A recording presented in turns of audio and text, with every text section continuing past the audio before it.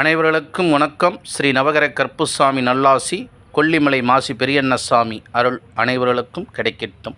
நம் வீட்டில் இருக்கக்கூடிய எதிர்மறையான சக்திகளால் நம் வீட்டில் சுபகாரியங்கள் அனைத்தும் தடைகட்டு நின்று நம் முடங்கி போய் இருப்போம். அப்போ நமக்கு என்ன செய்வதுன்னு தெரியாது.